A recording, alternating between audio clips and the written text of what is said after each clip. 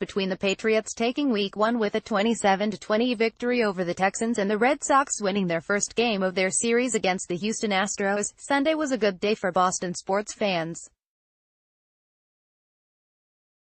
Here are a few headlines to get you caught up from the weekend. U.S. Open final reveals some ugly truths in the wake of the Grand Slam match between Naomi Osaka and Serena Williams. The Women's Tennis Association is calling for equal treatment of all tennis players and for coaching to be allowed across the sport.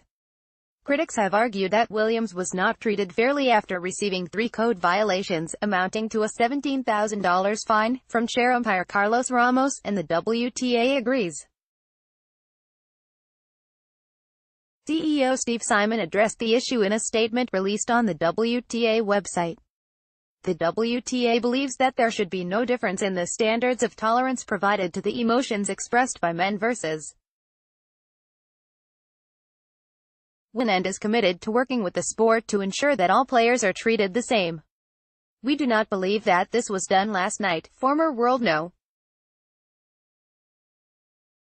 1 tennis player and WTA founder Billie Jean King has spoken out regarding the mistreatment of Williams during the match. A piece she wrote in response to the incidents at the U.S. Open was published in the Washington Post yesterday. Several things went very wrong during the US Open women's finals today. Coaching on every point should be allowed in tennis. It isn't, and as a result, a player was penalized for the actions of her coach. This should not happen.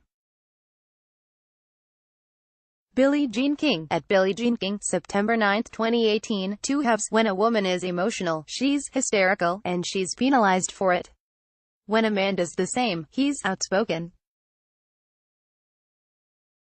More voices are needed to do the same.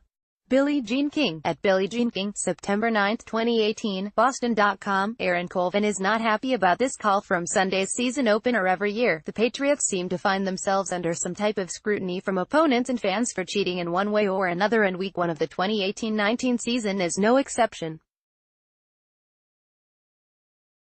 Houston cornerback Aaron Colvin threw some post-game shade at the Patriots regarding Rob Gronkowski's controversial catch late in the second quarter, suggesting the Patriots might have gotten a little assistance from the referees.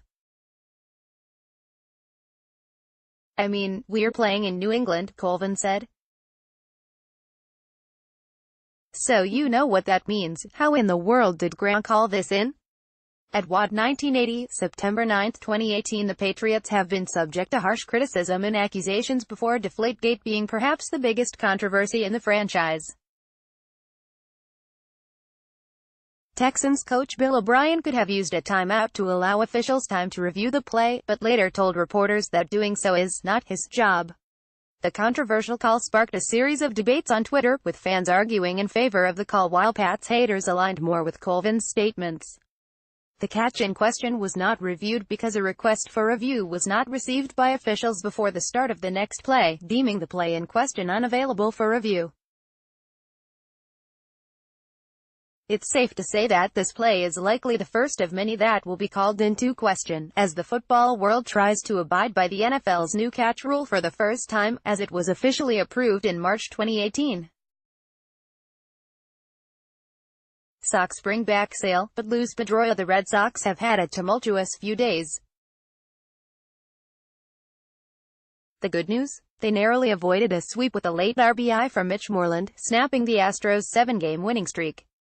The better news? Manager Alex Cora announced Chris Sale's return prior to Friday night's game, and fans can expect to see the left-hander on the mound for about 2 innings tomorrow at Fenway against Toronto. And now, the bad news: Dustin Pedroia will not be returning this season, according to Cora.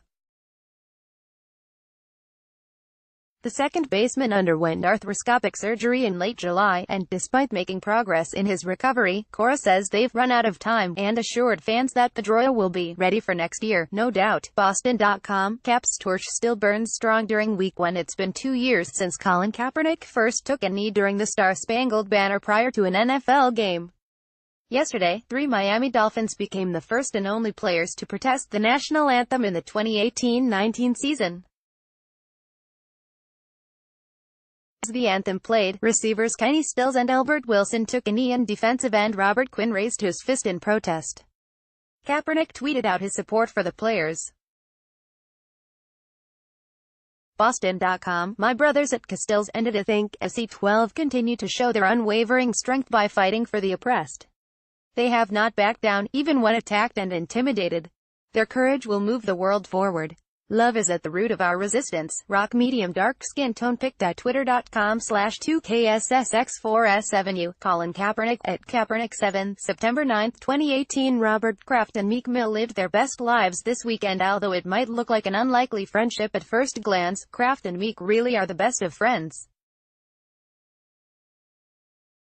The Patriots owner was at TD Garden on Friday night, where Meek joined Drake on stage to perform Dreams and Nightmares. Celtics guard Terry Rozier was also there, joining Drake at Fan on stage to shoot a few hoops.